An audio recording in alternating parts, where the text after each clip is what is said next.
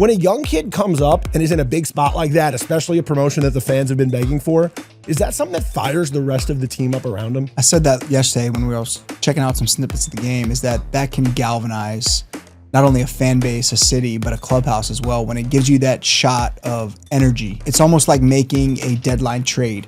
When a young guy, especially a hyped up young guy, comes up and dominates the way he dominated in the fashion that he did, it can put a charge in the clubhouse. You can go on a little run from there. So I'm hoping that's what happens. Welcome to Meet at the Apple, presented by PC Richard & Son. I'm Vito Calisi. That's Jonathan Barron. And today we have on the newest retired number of the New York Mets, our childhood hero and our favorite guest, David Wright. You're just saying that because I'm sitting right now. No, I would say that to any other guest face. I would say David Wright is my childhood hero and favorite player, and John would do the same. I love that. Let's go. I love that. Now, yesterday, big day for the Mets. Nolan McLean made his debut. And while I'm watching that, it has me thinking, when a young kid comes up and is in a big spot like that, especially a promotion that the fans have been begging for, is that something that fires the rest of the team up around him? I said that yesterday when we were checking out some snippets of the game, is that can galvanize not only a fan base, a city, but a clubhouse as well. When it gives you that shot of energy, it's almost like making a deadline trade. When a young guy, especially a hyped up young guy, comes up and dominates the way he dominated in the fashion that he did, it can put a charge in the clubhouse. You can go on a little run from there. So I'm hoping that's what happens. So obviously Mets fans hope Nolan goes on to have a great career. You once were that young kid that came up midseason. 04 Mets wasn't the same exact scenario as the 2025 Mets, but I want to talk about some of the other Mets teams you played on. We just celebrated the retirement of your number 5. Everyone talks about the 07, 7, and 17. I was thinking about this last night. Do you agree with me when I say that the 08 Mets are almost the ones that got away more so than the 07 Mets? The 07 Mets had the marketing, the 7 and 17. It was easy, the numerology. That 08 team, because you had Johan on that team, right? And you had a very, very deep lineup. Beltrán had a great year. Delgado came alive at the end of the season. Obviously, that was, I think, one of your best seasons. Jose Reyes had a great year. Do you agree with me? I don't think so. No? I think that 08, we were lucky to be where we were late in the year with the injuries that we had. So I think I kind of agree with you on paper. Had we had this discussion with just the roster on paper before the 08 season, then I think I would agree with you.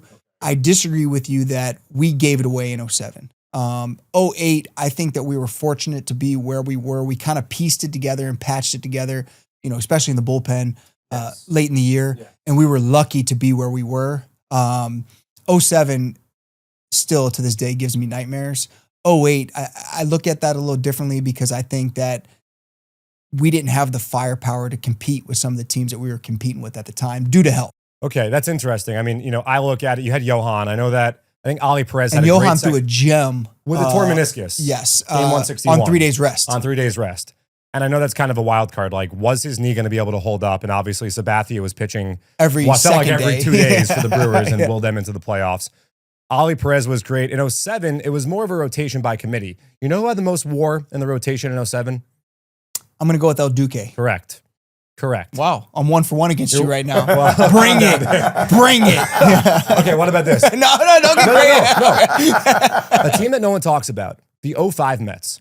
So you have a cup of coffee in July of 04, you come up the rest of the year. Then, new GM goes out and signs Beltrán, signs Pedro, and I always felt like that was a low-key team that got away. I know the back end of the bullpen coughed up a couple big ones. Opening day in Cincinnati sticks out as well. But what about that 05 team? Because Mike Jacobs came up late, and he was one of the best hitters in baseball after he came up. And rumor has it, and I don't know how true this is that Jacobs came up and went crazy, like Cespedes style. I know where you're going with this. From what I understand, and I don't know this for a fact, is that he was going to get sent down, and that Pedro went into Omar's office and said absolutely not, and that's why he stuck. So I don't know if there's any truth to that. If there is, Pedro obviously is Pedro, and when Pedro speaks, most people listen. But I think that I view 05 as like kind of that turning point for us, where we knew that we were slowly, maybe not so slowly, building something special, and that we were putting together this core group that I wish that we could have made more of a run with. Now, can you talk about that core group and the relationship you guys had? Because I know you mentioned to me that, like, you actually put an effort into getting to know like Pedro and Jose in the offseason. Yeah. And I mean, I think a very vivid memory of mine is I used to always come down, and I think now you're not allowed to do it, but there used to be a mini camp in like January. And we had just signed Beltrán, and I come into the mini camp to participate. And they're down there showing Beltrán around the facility. And I remember Beltrán like calling me over. And first of all, I was like kind of shocked that he knew my name. We're one of the biggest postseason runs, in history. And, Beltrán calls me over and he goes, "Hey, we're going to work out together in spring." And I'm, all right, let's do this. But I think like at that moment, it was almost like this, like he was welcoming me into his inner circle, and that core group was forming. So and to your point, like I wanted to get to know my teammates off the field, because I think when you become friends, genuine friends with your teammates, you have each other's back, you want to play for one another, and you play selflessly to where I don't mind giving up, hurting my batting average and giving up an out to move the runner over from second to third so that, Carlos Beltrán or Carlos Delgado can get that easy RBI on third base. Now, I just want a quick follow-up, because Carlos Delgado is one of my favorite Mets of all time. And one of my favorite Mets of all time. I feel like one of the most underrated players when you look at the grand scheme of baseball. A guy that, like, in my opinion, needs to be in the Hall of Fame. Needs to be in the Hall of Fame. Do you agree Carlos Delgado should be in the Hall of Fame? I agree. And you want to talk about a professional and a guy that unbelievable teammate. And as a young player, getting a chance to hit in his batting practice group on a daily basis made me a much better player and taught me how to act professional, taught me how to hit professionally, taught me how to work professionally. One of my favorite teammates, I'm glad you brought up that name, because I owe a great deal to Carlos Delgado for, the leadership and just the, everything he provided me both on and off the field. Yeah, I got the 06 opening I like day that. shirt. I saw that. I remember, everyone remembers the double play at the plate, game 1, Mets Dodgers. Delgado wearing out Brad Penny, wearing out Derek Lowe, big go-ahead hit late in that game. Like, he was such a huge part of, you talked about the building towards.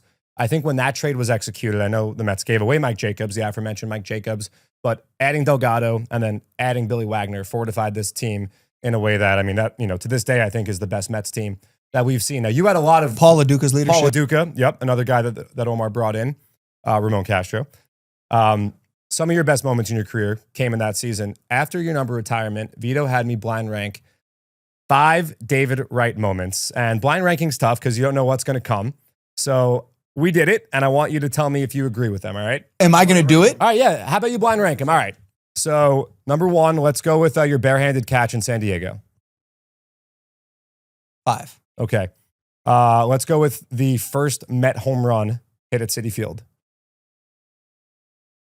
4. Okay.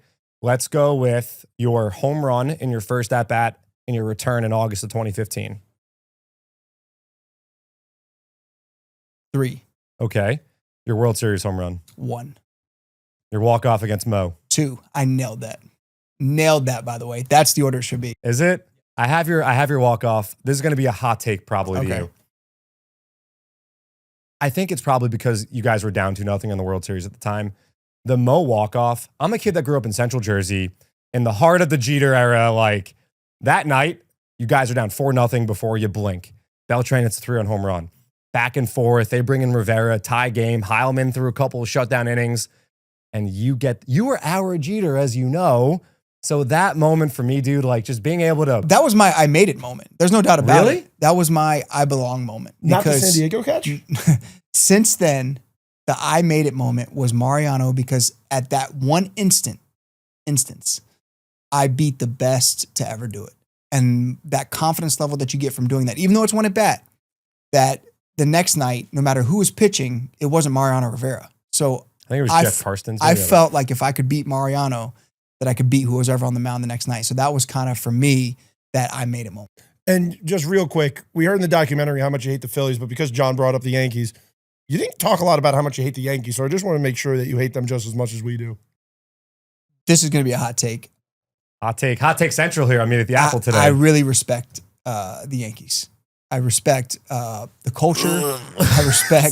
I respect their history. I respect the players that put that uniform on.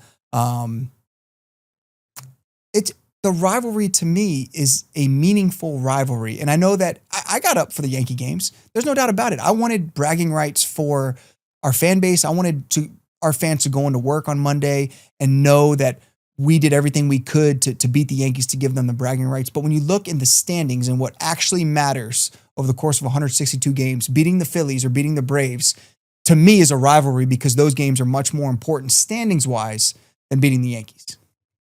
Might be a hot take, but that's my take. It's a hot take. The hottest take. I get it. But yeah, we don't want to hear that. All right, David. Well, thank you so much for joining us. Good. We hope maybe we'll get you to attack a different team on the next episode. But The Braves. Thank you for joining. We'll see you next time at the Apple. Welcome to Meet at the Apple, presented by PC Richard & Son. I'm Vito Calisi. That's Jonathan Barron. We're coming out of an interview we did with David Wright, which slight technical difficulties, nothing too crazy. Still a fantastic interview. And John, I know you just as much as me, if not more. Anytime we get to talk to David Wright it's still kind of shell-shocking, isn't it? It is. I mean, David's such a great dude. He's always a great guy to chat with. I don't agree with him on his take about the 07-08 Mets thing still.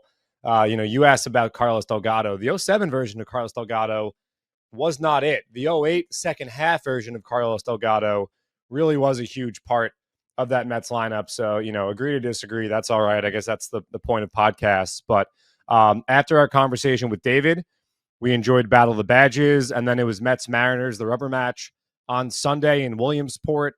A really special time. I know that I've never been there. You've never been there. We talked about going. It wasn't in the cards this year, but it looked like a great time. And, I want to shout out John Morosi, JP Morosi from MLB Network, who does such a great job. One of the smartest guys in the industry. And I know over the weekend, he kept making the point that this weekend, this trip for teams can be so uplifting. And the Detroit Tigers were in the Little League Classic last year. And a lot of people point to that weekend as where the Tigers really took off. Obviously, they snuck in the playoffs. They played Houston in the wild card round in Houston. They won that series. They advanced to the LDS. So we'll see what the future has in store for the Mets. But as of Monday morning when we're recording this, Vito, we're in a good mood, right? The tide is turning a bit. The story is flipping. We talked last episode about a lot of little things happening that if the Mets can just get that bounce, they will get themselves back in the win column consistently. I know we did this after the Pirates series. The last time the sky was falling, when the Pirates were hot, they allowed like 3 runs over a 5-run span, or 5-game span, I should say. The Atlanta Braves are red hot. And I think that people need to consider who you're playing and when you're playing them. And, the Mets didn't get the Braves when they were 0-7. They didn't get them when they were, 12 games under. Right now, this Atlanta team is hot. They just swept Cleveland over the weekend. So I said, tip your cap to them. In the last episode, someone said, the Braves. No, the Braves are playing good baseball. So when you look back at what's happened and what's happening and try to figure out the state of the current Mets team, consider who the opponents are and how they're playing. Don't just think about, they're out of it. And I always say there's nothing more dangerous in sports than a team that has nothing to play for and nothing to lose. And so I feel like that's kind of the situation with some of these teams the Mets have struggled with a little bit. But a good weekend overall for the Mets. They take 2 of 3, capped by a very fun win in Williamsport on Sunday, Vito. John, before we get in the top 5, I do need to ask, how much time did you spend outside in the sun during the Battle of the Badges? I didn't spend any time outside. Really? Because you had the raccoon eyes last week, and I'm looking at you on the Zoom right now, and it looks even crazier than I saw you yesterday. It's something about, first of all, I wasn't wearing the sunglasses. It's something about, I think, my camera. But, this is something I've noticed about myself. I can spend a lot of time in the sun. Last weekend, I spent a lot of time at the beach, at the pool, or 2 weekends ago, I should say. And it takes a couple days for the tan to really hit. I feel like I get tanner as time goes on. Like, it's like sitting there, it's festering, and then it actually comes out. So I don't know what happened, but I hate to go on a tangent, but I just had to bring that up. And before we get into the top 5 presented by PC Richard & Son, I do want to bring up, as always, please guys, rate, review, subscribe.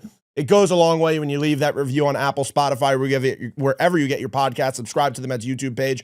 Also, September 8th, we're going to be at the PC Richard & Son in Astoria. There's going to be giveaways. There's going to be really cool stuff. Last time PC Richard & Stuff gave out a ton of stuff, as well as us and the Mets. The mascots will be there. I believe we're going to have a special guest with us. So Be there, pay attention to this podcast. We'll keep you updated, but can't talk about PC Richard and Son without talking about the top 5 moments of Mets Mariners presented by PC Richard and Son. Now, this is going to be a little bit of doozy because this might not have been a Mets game, but coming in at number 5, it's a Syracuse Mets game because we talked to Jonah Tong last episode, and what does the kid go around and do? He makes the meat at the apple bump mean something because he goes out there and he absolutely dominates in his debut. Am I right, John? You are correct in that, and we always talk about the jump from AA to AAA being one of the most, if not the most challenging in the professional baseball ladder.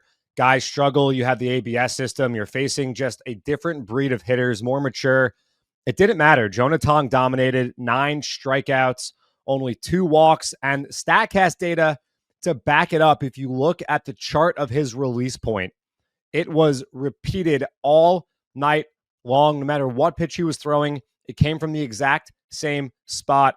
That makes hitting so much tougher. And when you have the 99-mile-an-hour fastball, the wipeout changeup, the slider Jonah told us that he was working on, and you put it all together, the nasty 12-6 hook we know that Jonah throws has in his arsenal as well. That is why Jonah Tong is one of the best pitching prospects in not just the Met system, but all across baseball. All eyes were on the Syracuse Mets on Saturday to see how that AAA debut would go for Jonah Tong. And boy, oh boy, did he ever answer the call. Just raising that excitement level ever so much more. What a great start. How exciting for his number 1 and number 2 fans of Jonah Tong to see that. Ben, having him walk into the room and go, this is my day 1 and my day 2, before he even put on the headphones, you put on the headphones. One, it was cool because it just meant he listened to the episode right before. But let's move on. Number 4, John. Francisco Lindor, Juan Soto go back-to-back. It's something Mets fans have been dying for and love to see. How hyped up were you in the control room? Dude, you went back-to-back just now also. No, that was a great moment, especially against a great pitcher in Luis Castillo. 1 and 2 in the lineup. Back-to-back pitches. The second time we've seen the Mets homer on back-to-back pitches this homestand. It was a great moment. Look, I know that they didn't win that game, but still, you need the guys to be the guys, and we'll talk about the depth in the lineup as well a little bit before we get out of here. But Francisco Lindor is heating up. We know that he had a great homestand, a great week, and Juan Soto hitting his 30th home run, stole his 20th base of the season as well. He is having a great season. He's right on track for potentially a 40-30 season, which absolutely nobody saw coming. But that moment, so much fun. The electricity in the stadium was palpable. A great moment for those two guys. Number 3 moment of Mets, Mariners. We're going to go a little bit off brand here. It's not going to be an on-field moment. It's going to be an off-field moment. Sean Manaea in the broadcast booth with ESPN. 2-pronged here. Number 1, we see and we get to hear the reaction of a teammate hitting a home run. That was really, really cool. And you heard Sean react to everybody. McNeil had a hit. He goes, okay, Jeffrey. And then he stands up. He's clapping, swaggy, on the home run. But my favorite moment of the interview was when they put up a picture of Sean from his Little League days and said, Valparaiso, Indiana. And Sean did not let it slide as he was getting up, taking the headset off to go back to the dugout. He corrected them. He let him know, I am not from Valparaiso. So I just thought that was so funny. Sean's such a humorous dude. I feel like it's a kind of deadpan humor. A lot of guys would just take the headset off and walk away, but not Sean. It was just a really fun interview with Sean Manaea and the ESPN guys. The whole Little League world, the Little League Classic is just, it's a really fun event. I don't know if you saw the footage of Brandon Nimmo interviewing players on the bus where they were just being like absolute kids, just TikTok kids, like throwing out stuff at him, saying, I'm him, just having a good time with Brandon. But yeah, Sean Manaea being there for the Mark Vientos call was amazing. And it seems like when the ESPN booth has visitors, it's really good luck for the Mets because we saw Mr. Met in the booth for a home run over in San Francisco. And now we have Sean Manaea visiting the booth and we get another one. But Little League Classic is an incredible day. And I just brought it up. I almost spoiled it. But Sean Manaea in the booth, the number 2 moment, Mark Vientos' 3-run home run. Not only are the Mets are back, Mark Vientos is back. Yeah, so we're watching the game, and I'm looking at the outfield fence, and I'm thinking to myself for first couple innings of that game at least, like, it's going to be tough to hit one out of this place. High fences, I know not that deep, very, very symmetrical all the way around.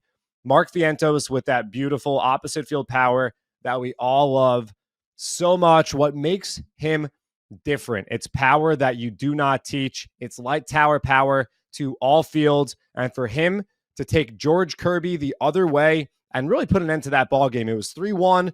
Clay Holmes labored a bit in the fourth inning. The Mets answered back immediately. There were 2 outs when Vientos hit that home run. He also had a sac fly earlier in the game.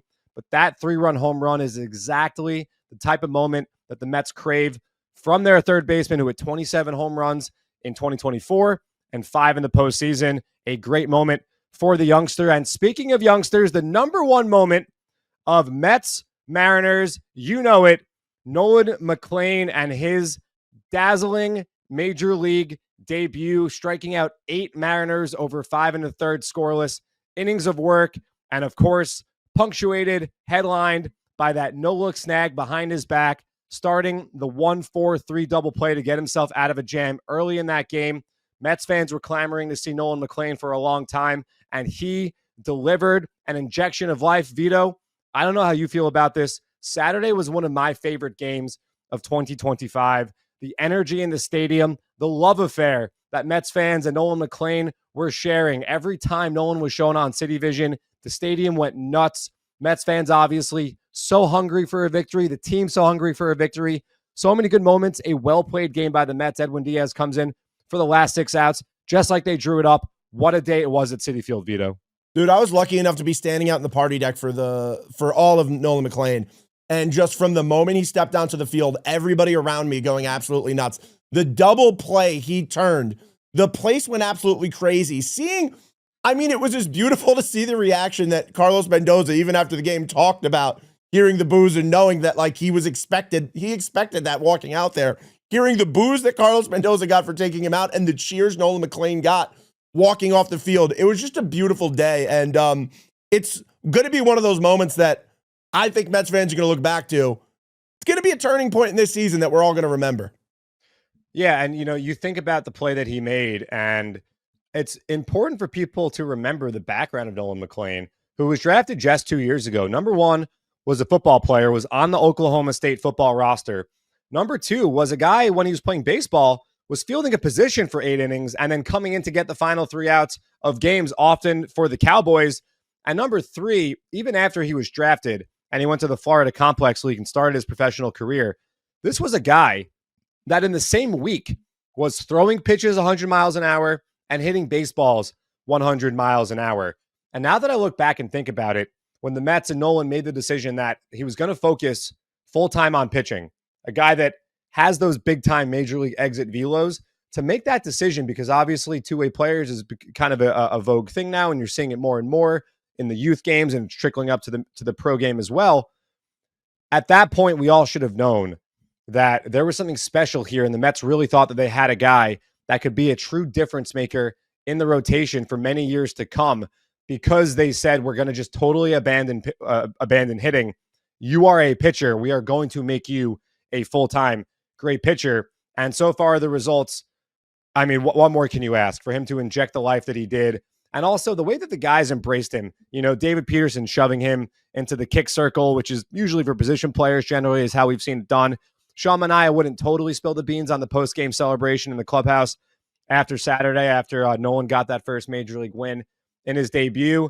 Guys, we're going to try to get Nolan on the show next week, and we're going to try to get as much information as we can. If you guys, the loyal listeners that go back to day one, Vito, you remember when we asked Carlos Mendoza how they celebrated his first victory as a manager in April of 2024. He said nasty stuff and eggs. So we're going to try to get the scoop, but no promises, but we will try to get the inside information as to what exactly went down come post game on Saturday. Did you hear Pete actually talk about this and say that because there's no alcohol in the clubhouse anymore, that it used to be a beer shower and now it's, like Carlos Mendoza said, just a disgusting, gross mixture that gets thrown on you? Yeah, probably some smart water, a lot of other good stuff, maybe some Coca-Cola thrown in there, maybe some body armor. He had a lot of body. That was a great body armor bath, by the way. That was an absolute bullseye. Usually the 2 or 3 guys come in, a little unevenness with the jug, and I feel like you often miss and usually wind up hitting the sideline reporter. You mean Steve Gelbs, who gets hit every night, basically? It feels like they're trying to hit Steve Gelbs. For a while they were, but they nailed Nolan. They got him right on the screws. But it was just a beautiful afternoon. And, what I love so much is that no matter how bad things are, right? The Mets had lost, 13 or 15 at that point. Fans showed up. Everyone was in line. I got to the stadium probably around 11 a.m. on Saturday. I saw people that were already lined up for the bobbleheads. And you could tell what kind of a crowd it's going to be early on, especially when you're in the control room and you're kind of focused on that angle. I like to put a little morsel out, a little crumb early in the day and see how the fans are reacting. Are they chanting, "Let's go Mets"? Are they reacting to the noise meters and the music and the pregame DJ? Are they dancing in the seats or not?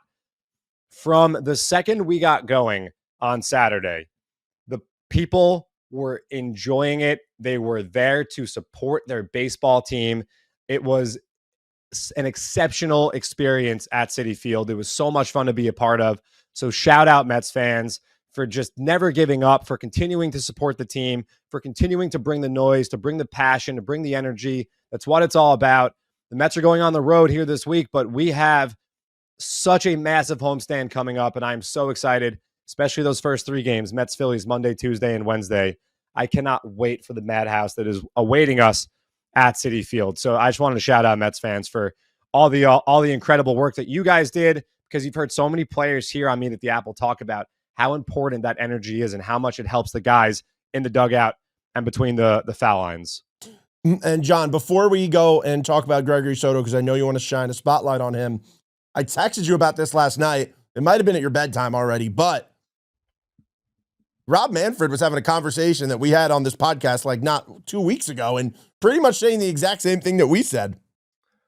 Yeah, I mean, obviously, there's probably some time before we get to the point of the realignment that Vito and I have been not speculating about, but kind of just doing some baseball fanfic, I think, more than anything else. I've seen a lot of tweets about how they would make the divisions. I don't think 8 divisions works. I think it's got to be 4 divisions of 8. I think that, you're still making everything more geographically desirable and geographically sensible by putting, maybe the Toronto Blue Jays and the Mets and the Yankees and Red Sox and Phillies and possibly Nationals and maybe the Pirates in the same division. So I would prefer 4 divisions of 8 as opposed to 8 divisions of 4. But it was a really, really fun, candid interview to hear. You have ESPN talking about the baseball rights. Obviously, the Sunday Night Baseball package is up for grabs, and with that comes playoff games as well. And Carl Ravitch was asking, he called it the elephant in the room. And I thought it was just a really neat, very candid, very open and honest conversation as kind of a fly on the wall as a fan watching at home. It was really neat to be able to hear that. One more thing we want to address from last night's game, from Sunday's game, is the Francisco Alvarez injury, which, Vito put out a tweet before we got started. What's something that you guys want to talk about? And we got a lot of Alvi responses. Like 90%. And here's the thing. We're all going to find out what the prognosis is together. We all obviously want Francisco Alvarez to be healthy. Hand injuries have been a bugaboo for Alvi the last couple of years, and it's really been a bummer because, every time that he gets into these modes where you're like, yeah, this is the guy that, we know he can be. He's been slowed down by some injuries. We saw that last April before the Mets went to LA, or when the Mets were in LA. So we don't have an update on Francisco Alvarez. We are also holding our breaths, awaiting the news that you guys are awaiting. All we can say on Francisco Alvarez is after his 3-for-4 performance, including a couple of doubles on Sunday night, and he hit the big home run on Friday night to get the Mets right back in that game. When you go back to July 21st, which is the day that Francisco Alvarez was recalled from AAA, he got the big standing ovation against the Angels. He had that big double late in the game to help the Mets come back and earn that victory against the Angels on that Monday night at Citi Field.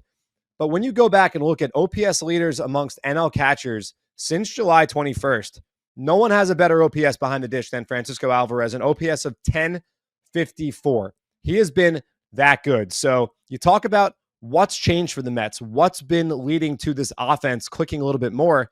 Well, it's a couple things. Number one, it's Lindor, it's Soto, it's Alonso, it's Brett Beatty, who's got an OPS over 800 since the All-Star break.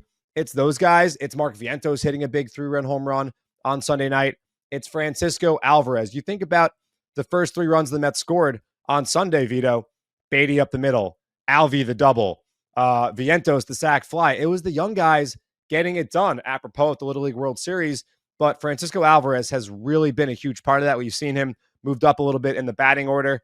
We talked about this before the season. Francisco Alvarez is a market inefficiency because there just aren't many good offensive catchers in baseball. So when you can get that production offensively from the catcher spot in your lineup, you're already ahead of 90% of the league. I mean, I think the one team that really can say like, oh, we got that production consistently throughout the year is Seattle with Cal Raleigh. William Contreras has been great for the Brewers. Wilson Contreras, his brother, has been good for the Cardinals. But if you can get that production from the catcher spot, you are far and beyond ahead of the competition. So shout out Alvy, and obviously, fingers crossed, we hope that everything is great. And he's in the lineup Tuesday in Washington, D.C., Vito. You brought up Cal Raleigh, and I have to say, I was standing in the party deck for game 2. Cal was out there helping guys warm up before the game, and I was up close to Cal. And I got to say, I'm not going to lie, I was a little let down by the big dumper. I thought it would be a much bigger dumper, but up close, I would say it's like a medium dumper at most. I think it's relative to his peers. I remember Sean Murphy got hit by the pitch when he was still an Athletic. He stuck it out. We showed it on City Vision on Friday night. We gave an up close look. I know the Yankee broadcast when the Mariners were in town 3 weeks ago or whatever, they kept showing it. So I didn't get an up close and personal look, so I'm gonna have to trust your scouting report. Just ask guys, ask people. I mean, that could be the new question. Hey, you played the Mariners. People, you said ask people, right? With a K, right? Yeah. No, well, 2 S's and a K, I guess. Okay, got it. Okay, I just wanted to make sure. Okay. But John, something we saw over the last 2 days that I know you said you want to shine a light on.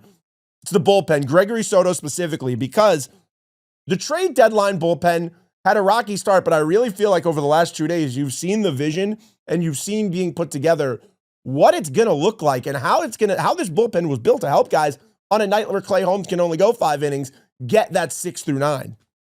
Yeah, and obviously, Soto was the first move made by the Mets, and so the fanfare was surrounding more so Rogers and Helsley, which were bigger profile deals, and they were closer to the trade deadline. And obviously, there's been some struggles, although Ryan Helsley pitched a clean inning on Sunday night, had a couple of strikeouts, really had that slider/cutter working, got a couple strikeouts with the pitch, and Rogers finished the game for the Mets. But Gregory Soto, especially on Saturday, recording 5 outs, and what I think we're going to continue to see against especially Nolan McLean, we talked about this before Nolan made his debut, is opposing managers stacking lefties against Nolan. His sweeper is such a lethal weapon against the righty. And I saw Pitching Ninja post a video I saw on TikTok, the famous Pitching Ninja overlay videos, where there was one where he froze it and the 4-seamer and the sweeper were at the exact same spot. And then the sweeper dipped and dove, and the 4-seamer has such great induced vertical break, and that sweeper has like negative 16 inches of induced vertical break, literally going in opposite directions, the pitch. But he tunnels it so damn well, but it's not as effective, although we did see a nasty 1 or 2 against Josh Naylor, Jorge Polanco.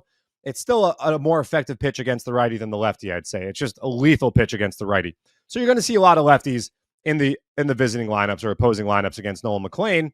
And then when Mendy makes the move, he brings in Gregory Soto because he had a lot of lefties that were already in the starting lineup. So then the other team's dugout has a choice. Are we going to burn our bench, or are we going to just take our chances left on left here? Gregory Soto did a great job. It was his 6th straight scoreless appearance. And when you look at these 6 appearances he's made where he hasn't allowed a run, he's also held righties to 1 for 12. In total, he's allowed just 4 hits to the last 24 guys he's faced. He's been really, really good. Hasn't allowed a run since that unfortunate night in San Diego where he allowed the 2-strike hit with 2 outs to Elias Diaz that walked off that game. But he has really been a nice, solid addition. And I don't think that enough people are talking about him because people are really focusing on the Helsley and the Rogers element of things and not talking about how good Gregory Soto has been, especially on Saturday, especially, being asked to get through the 6th inning and also the 7th and bridge the gap, because we saw Mendy go to Edwin Diaz for not 1 but 2 innings. And who knows, that might be something that Mendy chooses to do a little bit more here as we move closer to the end of the season. We've got big games coming up against the Phillies, against the Reds, against the Phillies again, against the Padres, against the Rangers. There might be some days where Mendy says, hey, I got to get this one. We can't let this one get away. We're going to Edwin for 6. And it worked out just fine. on Saturday could be the formula moving forward. But Gregory Soto really is a big part, I think, of this bullpen, of this formula, this winning formula for the Mets the rest of the way here. All right, John. Well, the Mets got a really big series against DC coming up, which you remember last year, it was earlier in the year, but when the Mets got really hot, a pivotal game, a pivotal series against DC really got the guys going after the famous selfie pick. So we'll be back here after that series to wrap things up, talking about the Mets in DC. Hopefully we get some W's and this train keeps moving along. But John, going to have an interview after we talk about PC Richard & Son, but I can't wait anymore. I need to talk to you about my favorite store to buy TVs, mattresses, and more. Yeah, I mean, you see it right there. You see it right there. We are huge fans of PC Richard & Son, and that is because they have the absolute guaranteed lowest prices, the most friendly, the most knowledgeable sales staff. So no matter what it is you're looking for, the Mets are playing big baseball games coming up. This is going to be an incredibly exciting stretch run. What else could we ask for? How else do you want to watch these road games than on a beautiful television, maybe a nice surround sound speaker system at home? Build the man cave, build that woman cave, build whatever kind of cave you want. Watch your Mets in style. Your friends at PC Richard & Son, they'll hook it up no matter what it is you're looking for. AirPods, speakers, grills, air conditioners, heating systems, mattresses. They've got it all there. And they will make your buying experience as great as any buying experience you've ever had. And I know that because they've got all the experience because they've been doing it for longer than anybody else in the game since 1909. That is our friends at PC Richard & Son. Like Vito said, we will be there on September 8th for Mets Phillies, enjoying a baseball game, enjoying it with you great fans out there. We love to get together and watch these games. We cannot wait for these huge, massive Mets Phillies games. We've got 3 coming up at Citi Field and then 4 down there in Philadelphia. So I'm going to say it again. It is all right in front of the Mets. But Vito, it starts on Tuesday in Washington, D.C. And like I said, there truly is nothing more dangerous in sports than a team with nothing to lose. So, you got to keep that edge, Vito. Got to keep that edge. We talked about it after the Brave series. We talked about the frustrations. We talked about what needs to be cleaned up. We said this needs to change now. Like, time is running out. The Mets did a good job. They beat a really good Mariners team that's been one of the best teams since the start of July in baseball. Now the Mets got to go take care of their business in Washington, D.C. You saying edge a few times. If I was a conspiracy theorist, I would think that was a dig at the other guy in New York for his commercials. Because he drives an edge. Do you remember that this dude's got an edge? Yeah, dude, I wanted to ask him so bad about, no, I'm not kidding. I wanted to ask him really badly about any advice that Derek gave him. Yeah. To keep with the tabloids and Page Six, social media wasn't such a big thing, especially early in his career. Later in his career, it became the medium. But how to keep a low profile and still be able to enjoy your career as the star third baseman for the New York Mets. But, David was a very busy guy on Sunday with Battle of the Badges. So next time, that's the conversation. But I was impressed by the way he knew El Duque led the 07 Mets pitching staff in WAR. Well, he was coming to do an interview with you, so he started studying. He started studying the Mets numbers during his time there because he thought he was going to get tripped up again. But guys, I have to set this up because you might be seeing this next interview coming up and going, why is this on an episode of Meet at the Apple? Well, what better thing to watch on your TV you get a PC Richard & Son than an HBO show, an amazing show like The Gilded Age. Now, I'm just a big fan of The Gilded Age. And Ben Ahlers was here enjoying a game right after the finale. So if you enjoy The Gilded Age like myself, you're going to love this interview. I have to tell you, we don't talk about the Mets. We really just talk about The Gilded Age. So we're going to end this episode with this interview, and we'll see you back here right in this room or online, I don't know where, after the Mets play the Nationals. Thank you guys for meeting us at the Apple. Welcome to Meet at the Apple, presented by PC Richard & Son. I'm Vito Calisi, and today I'm joined by Ben Ahlers from HBO The Gilded Age, which is my favorite show on television. And before we start, full disclosure, before we started, Ben had no idea we were just going to talk about Gilded Age and not talk about the Mets. No, I was fully prepped to talk about like NL East playoff contention and all of that. But all I want to do is talk about Gilded Age. All right, let's season 3 rip it. Just ended. We're renewed for a 4th season. Let's go. I celebrated like it was a playoff clinch when I saw that announcement from Variety. Come on, man. You got the alerts. You got a notification on your phone. I have, sick. Dude, I literally, if I like a show, all I'm doing is Googling season whatever blank show. Renewal. Like one show I'm like waiting for to get renewed is Pachinko. I don't know if you watch Pachinko on Apple Plus. I Great need show. your Rex. Oh, dude, I go deep. Yeah? I go deep. Is it all period? Pachinko is based on this book about this Korean family going all the way from like feudal Korea to then World War I to World War II, all the way up to like the 1980s. Whoa. It's really great. So you're just like a history guy, period. No, actually. No, it's just you know, whatever. in high school I wasn't, but now I am. Yeah, you're right in it. And when you have a show like The Gilded Age, it's Come easy. Come on. And we're talking to Jack, the footman who, spoiler alert, just succeeded in the American dream now.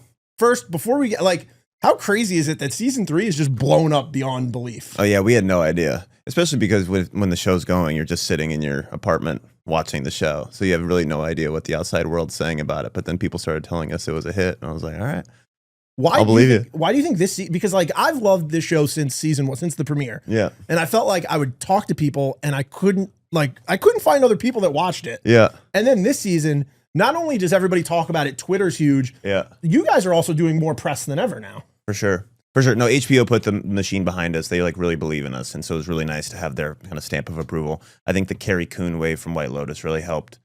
We kind of like rode that train, and I think we will continue to, because she's going to, in my opinion, is going to go Emmy nom. This is going to be her decade. And I think now that, and this is very deep for, non-Gilded Age watchers. This is we lost them the second it started. Instead of inside baseball, it's inside Gilded Age. We have who the characters are. We've got a little bit of rhythm going. So then season 3, we're just able to raise that ceiling on the stakes. And so it's not just cold soup. It's like people are getting run over by carriages, spoiler, and making money. So it was a bit more operatic this season. So what was funny about this season was, and before this year, the height of drama was, is anybody going to show up to Bertha's opera? And then this season, 3 episodes in a row, you have the carriage crash. Uh-huh. You have Mr. Russell Getting popped, which like that was just an extra level. Welcome to New York. And then season finale, we kind of like toned back down to like where I would expect the show to be. But like even that, like, did you feel on set that like the stakes were raised this year with just what was going on storyline wise? Yeah. I think there was this kind of trust in, again, we all knew our characters, and so they were willing to let us play. There was a bit more, there was just like a further progression for really all of us. And I remember reading those last few scripts. I was like, all right, we're down up to temperature here.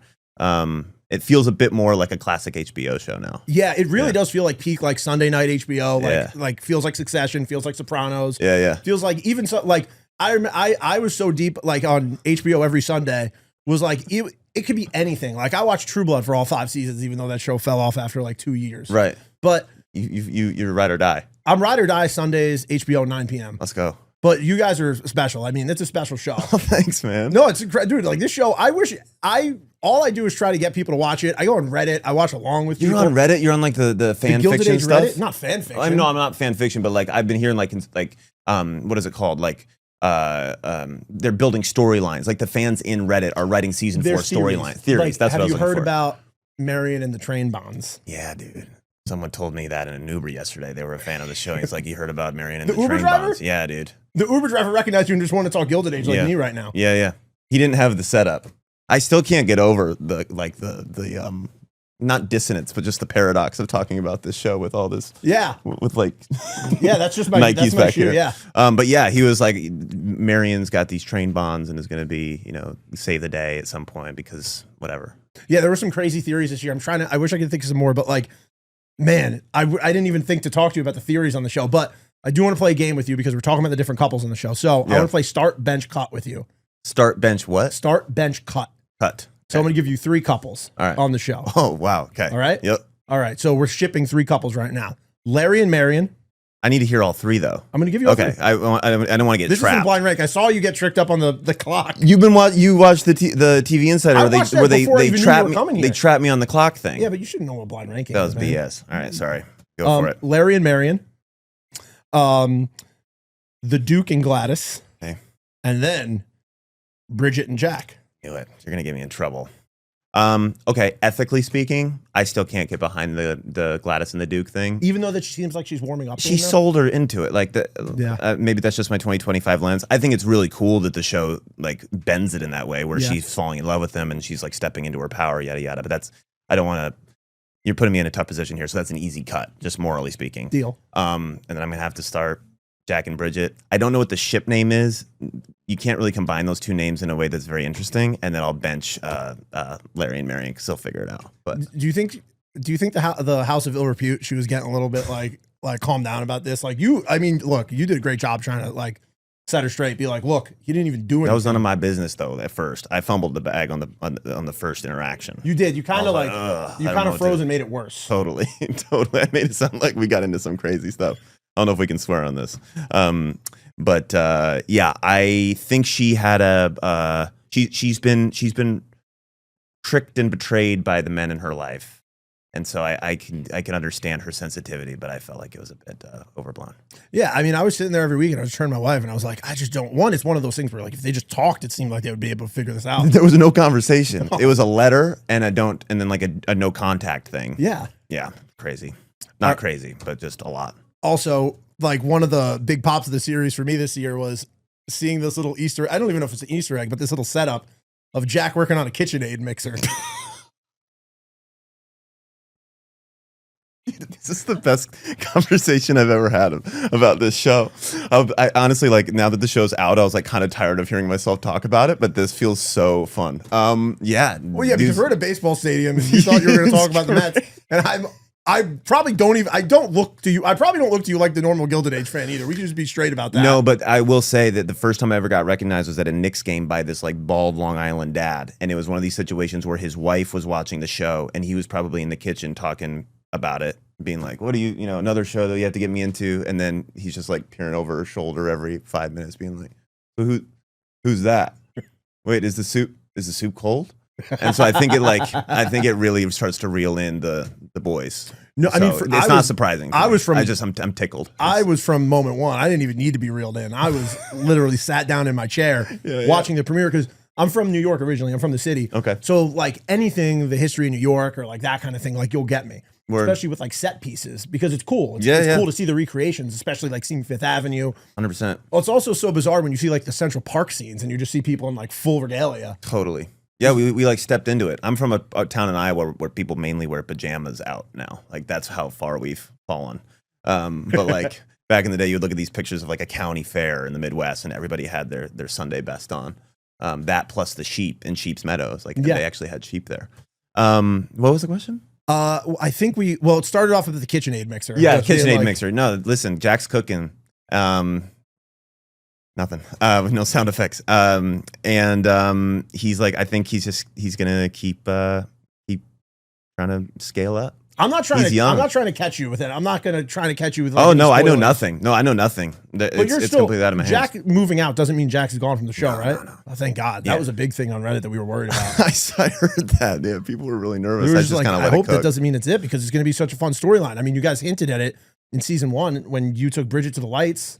Yeah, when I take her to the Magic Lantern show, and then at the end when I say, you said to her like, maybe one day we'll be invited to one of these. This is America after all. Yeah, damn right. Come on. And then like this season ends with like kind of you achieving the American dream and you sitting Bridget down at the table being like, you're not a servant here. You're a guest of the master of the house. Totally. That hit hard. Baller, right? Yeah. Yeah. Like he's really stepping into it. And then he's like, do I make you feel comfortable? He's like, can I say that?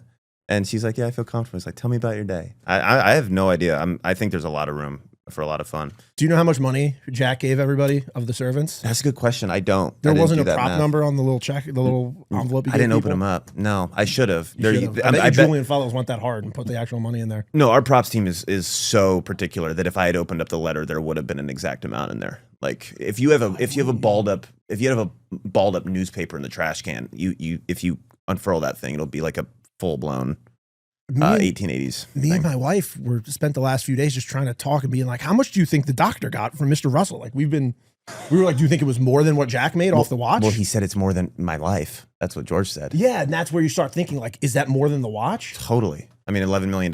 If George Russell, I think, thinks very highly of himself, so that'd be up in the. You're talking like modern times, but you know it's crazy because like the buying power is even higher. Because when you look at like how much real estate costs now versus then, sure, that 300,000, which is technically like 10 to 11 million now, is actually worth something like 300 million, I think now. Oh my God!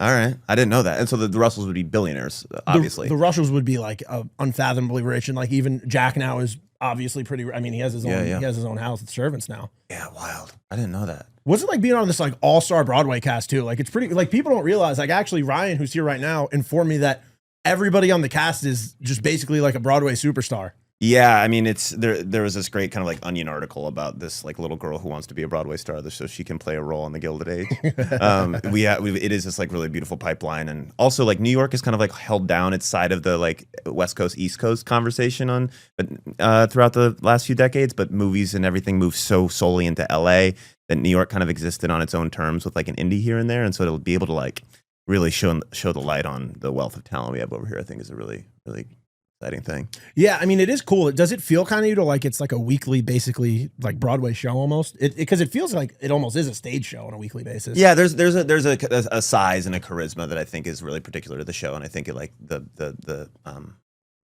tools necessary to perform on Broadway really translate really well, specifically with the genre on Gilded Age. But there's no singing. Mostly, but you get a lot of like That's inside baseball conversations in the green room, which are really, really fun because these people have been doing it forever. Reddit really wants you guys to do a musical episode. or like an album.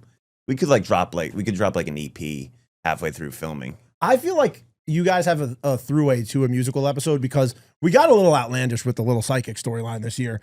Yeah, with Andrea Martin. Yeah, which it was awesome. Andrea Martin on the show, but yeah, I was also surprised just by the psychic storyline. Well, I mean, even the last setup with Dr. Kirkland and Peggy when he proposes, like there was a kind of a stylistic choice with the camera that like felt a bit more not abstract, but just like it started to play with the rules of the universe a little bit. Where like, yeah, if Jack needed to sing at a charity event because the guy he hired fell through.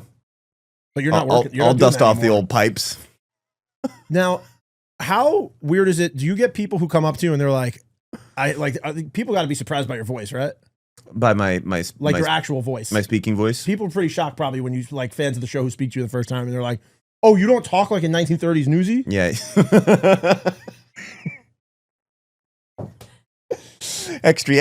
Yeah. People are shocked at how tall I am and how low my voice is. Yeah, dude. When I walked up, I did not expect you to be that tall. Yeah. But you are tall on the show. Yeah, it's just like you never really see me stacked up next to anybody. No. And so it's really hard to put it into perspective. You know, Morgan Spector did an interview like a week or two ago, and it made me really happy. No, not here. I was about to say, you're like just mowing through. If I was able to get all the cast of I don't know, maybe you could put a word in for me and send other Gilded Age people here for me to talk to and do a whole series. Gotcha. But he did this interview where he talked about like, he said eat the rich, and like he was like, I don't believe it. Oh yeah, he's a capital S socialist. Yeah, and I'm so happy because it's hard for me when I watch the show and I'm like, yeah, Mr. Russell, take down those union workers. I know. Well, it makes you root. It really implicates the audience in a really fun way. You really never know who you're rooting for. Like Bertha was wilding this season, and then still by the end of it, you're so heartbroken for her. Destroyed. You know why he's leaving. Yeah, and you also feel for her. It's really. And then you're just making up excuses. You're like, it's the drugs.